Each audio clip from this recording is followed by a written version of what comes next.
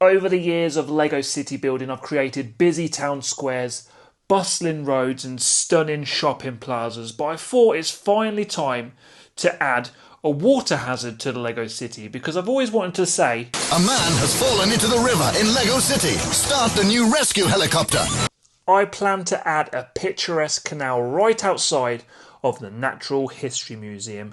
Nothing says history quite like minifigures slipping on wet cobblestones, and now they'll be able to marvel at ancient fossils and wonder if that gondola parked outside is historically correct. Spoiler alert, it won't be because I'll use the parts I have at hand. The plan is to have the canal span over 3 base plates and eventually come round the corner of the boutique hotel and go off into the distance. When I say that, I mean a brick wall. The focal point of the canal will be a fountain right at the centre outside of the Natural History Museum. They'll also have footbridges either side that will be so charming they're practically demanding a romantic minifig stroll. The area may look like a parking lot at the minute, but I'm going to put this tow truck to good use and get these cars out of the way so we can get started. So the area is all clear, the cars have been towed away and the relevant fines have been issued. I mean, Town Hall have got to make their money somehow, right? As you can see, I removed all of the tiles because I want to try something new in this area. I'm going to go with a different colour and a different tile altogether. Hopefully it looks good, but we'll soon find out. Now I need to make an opening in this wall for where the water for the canal is going to be coming from, obviously. It's not just going to appear out of nowhere. So I'm going to put a arch piece in there and then I'll have the water coming along these base plates. So that's going to be my first tricky job, and then I'll be laying some bluish, some trans blue tiles on these base plates. That will be the water. Let's have a little update on the area. I've got all the tiles down for the water. This is where the fountain's going to be, just mapping that out for the area because it's got a bit more water going around that.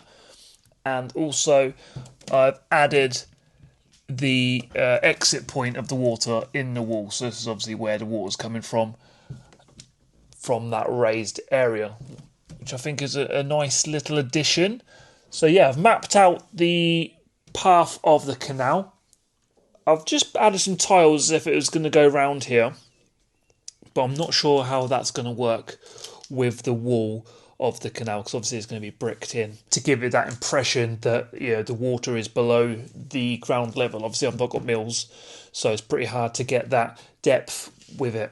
So this is where I am at the minute, and now I'm going to work on maybe the wall of the canal and also map out where I'm going to have these little pedestrian bridges. So one outside the police station and then one down here outside the boutique hotel. And actually I don't think I've ever shown this off, but I've added an extra layer to the Natural History Museum and it makes it look so much better, as you can tell.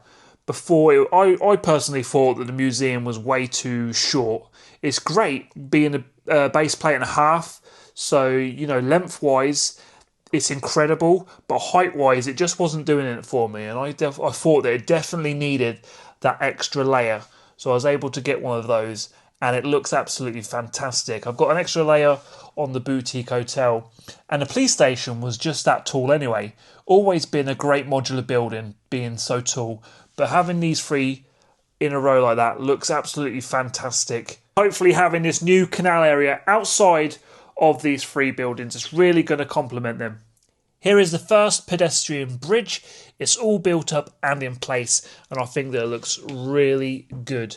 Got some studs on the side there where I'll be putting some leaves, and I've got a few gaps as well where I need to get some 1x1 tan tiles. But that looks really good. So the bridge, as you can see, is in light bluish grey, and I've gone for the tan ingot tiles to go over that pedestrian bridge. And that's the tile. See, I've got a cup here.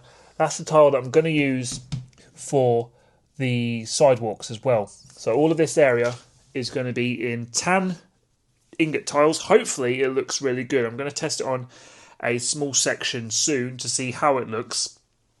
But I do think that looks good on the bridge regardless. I'm really liking that. And I'm working on the second bridge down here that's going to be outside the boutique hotel. and that one's going well as well, and it would look exactly the same as that with Italian gut tiles, and it's just going to look fantastic. I'm really excited. It's coming together really nicely, so stay tuned. The second pedestrian bridge is complete, well, almost complete. I'm just missing one slope there that I need to find.